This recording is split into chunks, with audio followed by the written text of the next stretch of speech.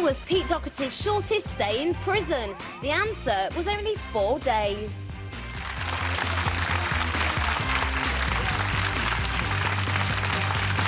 Thank you very much. You're watching The Right Stuff. We're live on 5 with Marcus Brigstocke, Anne Diamond and Nihal Arthur-Nayaka. In a little moment, are separate bathrooms the key to a happy marriage?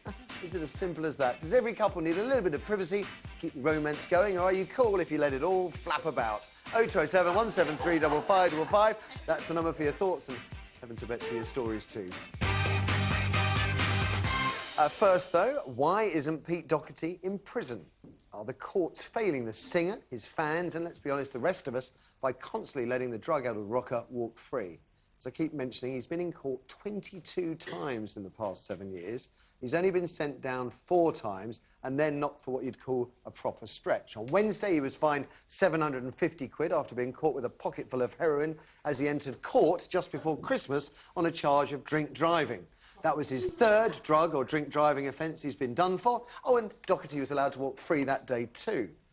Now, the Tory MP David Davies believes the courts let Kate Moss's old flame laugh in the face of the law. The longest he's ever spent in prison was 2 months after burgling his best friend's house. The shortest stay, as we heard during the break, was 4 days. That was when he was held on remand for robbery and blackmail, charges that were subsequently dropped. Instead, Doherty has been given fines and ordered to do rehab with, frankly, limited success. Now, maybe you don't think junkies should be sent to prison.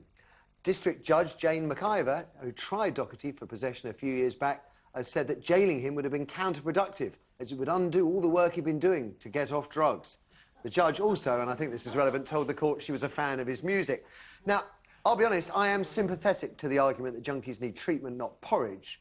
But having said that, I do worry about the message the courts are sending out, as far as Pete's concerned, to his impressionable fans. Heroin is a nasty drug. Many believe it did for one of his closest friends the other day, who died of a suspected overdose on Sunday. But the way the courts treat Doherty, it strikes me as entirely possible that some of his fans will think heroin's chic, Nihal. Well, I mean, it's interesting to look at whether someone from a different background, 30 years old, with that rap sheet, would be afforded the same kind of leniency. You'd like to think they wouldn't. I don't know. I don't know. Well, I mean, it'd be interesting to do a comparative study to see.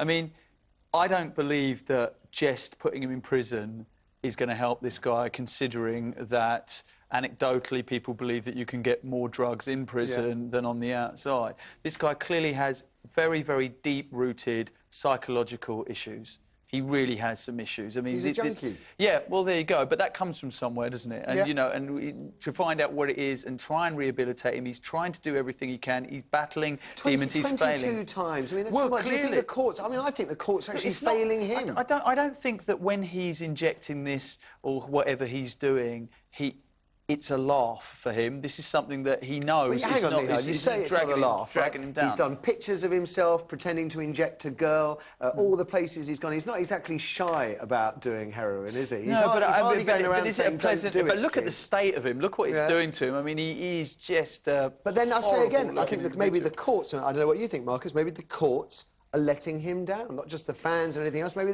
yeah, there may be. There may be. I mean, being addicted to something oughtn't to be illegal. I mean, heroin addicts are addicts before they ever try heroin.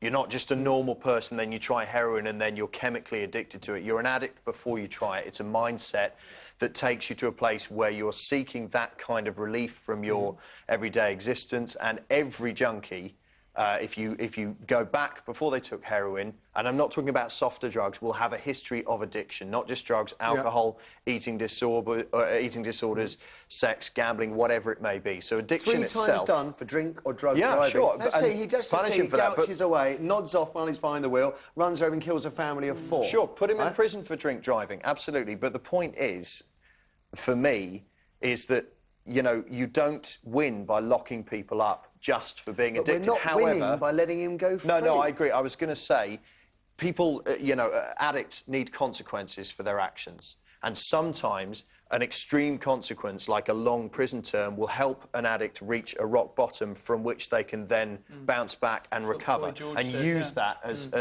part of their recovery. I mean, this latest judge said something which gives you the feeling that maybe they're even thinking, if he's going to destroy himself, let him do it at his own expense. Yeah, but you can't say that, because if he gets in a car, he can kill. But that's more or less what the judge said. Yes, I agree there. And it's. He is a danger to others, You there's say no doubt. make an example of him to show that I'm just saying, his 22 fans... times in court and a few weeks ultimately spent behind bars. That ain't right. That, No, if he that was many Joe Nobody, convictions. he would be behind bars, wouldn't he? Maybe. I don't know. Let's throw it open to you guys. Are the courts failing him, failing his fans, failing us? Let's see what you got to say, Kirsty. First we have Jill on line 1. Jill, good morning. Hi, Matthew. So what would you do if you were in judgment on Pete Doherty? Would you jail him? If prison is the sentence for the law that he's breaking, yes. But there's always a range, isn't it? You can have a fine, you can have community service, you can go to prison. So there's always those options, and they keep choosing the soft ones. I think the problem is that he's got this addiction. I don't think prison is going to cure him. I really don't think rehabilitation is going to cure him. Unless he wants to be cured, then nothing is going to help. And in the meantime, you let him walk about? Well, my problem is... Or drive around? He appears to be infecting other people, if the stories in the papers are to be believed. He appears to be impregnating his thoughts on other people, and they're going down the same slippery road as him. And it just feels like he's flouting the law, and I think that sort of gives the impression that anyone can do it. You can do it and get away with it, and nothing's going to happen. OK, Jill, thank you. Are we still talking about Doherty, or are we on Blair now?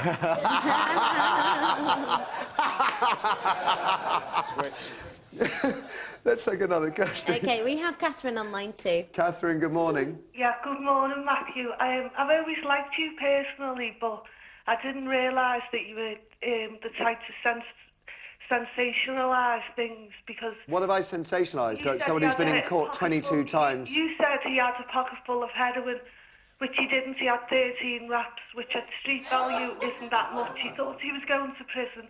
He's got an addiction, and he wanted to take enough drugs with him. I'm not saying it's right. He wanted to take enough drugs with him so he didn't go cold turkey when he got into his cell. And he's that tipsy. He actually pulled it out at security and got caught. So there's the only person... Sorry, Catherine. We've only got another 50... Oh, get rid of her. Let's talk to somebody in the audience. Lordy. At what point am I sensationalising? Bizarre. OK, next week's Mark, so let's see if he can speak some sense. So why isn't he in prison? Catherine made a fair point there. He's definitely a drug addict. Prison's not going to help. I think the reason this is, becoming an issue is because the tabloids covering it. Hang on. Let's say, so 3 times done for drink or drug driving, OK? Yep. What happens if next time he's done is after he's killed 4 people? Yeah. What happens then? So he consistently takes no attention, right? He's banned from driving, he gets straight in a car, out of his head, and gets nicked again. Now, you can say that's fine, it's better than not putting him in prison because, he's only going to carry on doing drugs. But I would imagine if you carry on offending at that rate just on the driving, eventually there's going to be a very nasty consequence.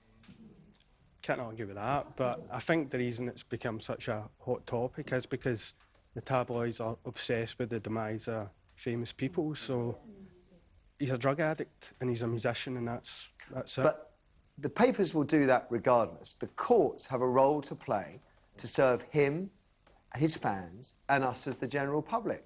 And do you think they're serving that by releasing someone who habitually drink and drug drives, for example, and just allowing him to walk free? I don't think it... When I did jury service, we convicted a bloke. I must admit, I was reticent about it. We convicted a bloke for his 2nd driving whilst banned. He went down for a year. Yeah. So I know it happens because I've been there as been part of the process. And I just find it incredible that on that alone. Yeah. Regardless, I don't think prison's the answer for anyone in that position. More treatment, not jail, I guess. OK, thank you. Or really effective treatment in jail. One or the other. Yeah. I mean, if you're willing to spend the money in prison on really properly rehabilitating people and giving them the best opportunities to recover, then sure. Got to go to a break, down to our last talking point of the day after the ads, and that are separate bathrooms, the secret of a happy marriage, like I would know. Should you at least close the door while you're having a pee, or maybe you think you're not really comfortable with your partner until you've seen and done everything together? Number 1s and maybe even number 2s. 0207 173 5555 is the number for your thoughts on privacy and passion. And we'll hear as many of your calls as we can after these ads. Most arguments in the home start in the bathroom. Is this true or is it false? Find out in 3.